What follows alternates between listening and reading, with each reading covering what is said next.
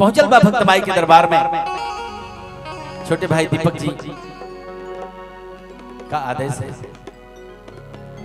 देवी वंदना से ही शुरुआत होके चले। हमने के आराध्या पहुंचल बा भक्त माई के दरबार में जाके चौकोट पर माथा टेकता, खड़ा होके घंटवा बजा के कहता, हे महारानी बड़ा दूर से आयल बानी। कैसे कहता ये बात का देखल जाए।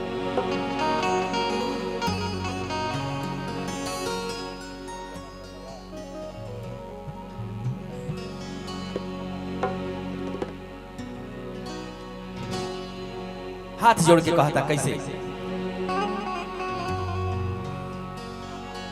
जोड़ी के हाथ नवाई के माथ, जोड़ी के हाथ नवाई के माथ, करी बिनती तोहरो महारानी।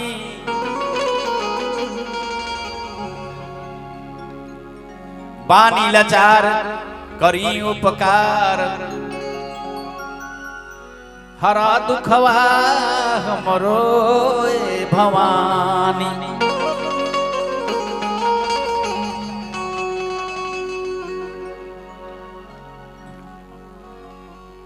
बानी लाचार करी उपकार,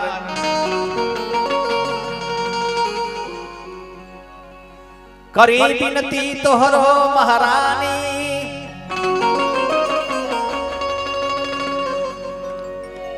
आरिदासा चरण नीत ध्यान लगोले बा,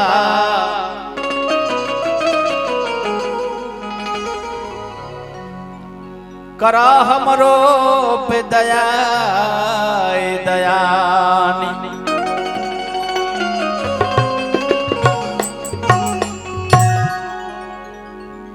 कहता भक्त हे जगदम्बा दरवाजा खोला,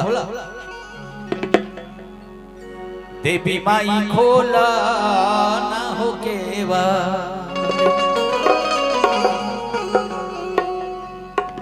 बड़ा मुलायम से मीठा मीठा कहता भक्त दरवाजा पर आयल बनी हे जगदम्बा। रचना स्वर्गीय भोलानाथ गमरी जी के कलम से ही बा। देवी माई खोला ना हो केवा,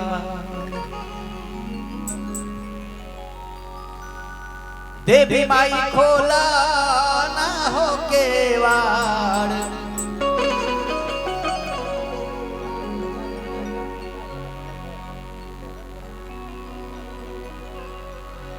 ए देवी माई खोला ना हो केवाड़, देवी माई खोला ना हो केवाड़, देवी माई खोला ना हो केवाड़। थोड़ा रफ्तार बढ़ा के, देवी माई खोला, देवी माई खोला ना हो केवाड़, देवी माई खोला ना हो केवाड़, देवी माई खोला ना हो केवाड़, देवी माई खोला ना हो केवाड़, देवी माई खोला ना हो केवाड़।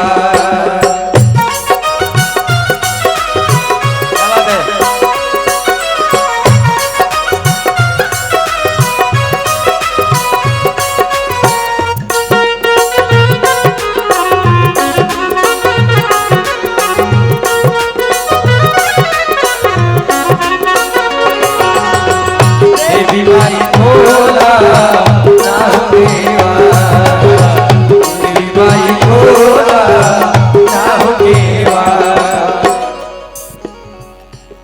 कहता भक्त के हे भवानी,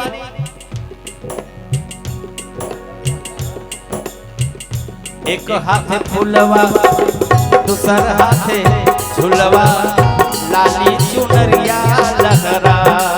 ए माई हो लाली चुनरिया लहरा, ए माई हो लाली चुनरिया हाथे फूलवा दूसर हाथे झूलवा लाली चुनरिया लहरा ए माई हो लाली चुनरिया लहरा ए माई हो लाली चुनरिया लहरा लिहले सिंधोरवा से नूरवा लिहले सिंधोरवा से नूरवा देवी माई भोला ना हो देवा देवी माई भोला ना हो देवा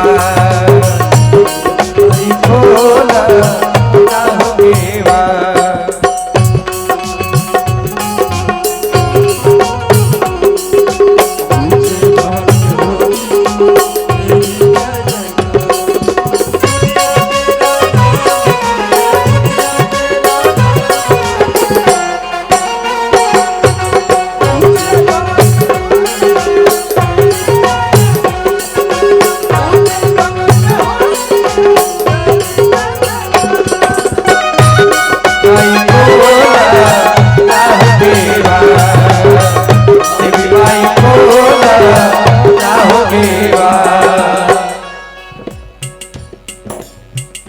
चौका चनन माई पियना के पियना लेके दुवरिया भैली ए माई हो लेके दुवरिया भैली ए माई हो लेके दुवरिया भैली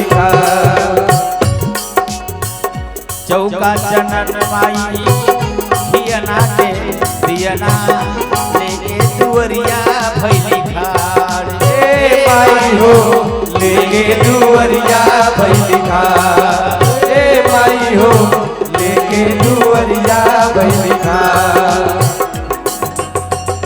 हम करबो तोहरो सिंगरवा हम करबो तोहरो सिंगरवा देवी माई भोला ना हो देवा देवी माई भोला ना हो देवा देवी माई खोला ना हो केवाड़ देवी माई खोला ना हो केवाड़ देवी माई भोला ना हो देवा देवी माई भोला ना हो देवा हम बानी ठाड़ दुवरिया हम बानी ठाड़ दुवरिया देवी माई भोला ना हो देवा देवी माई भोला ना हो देवा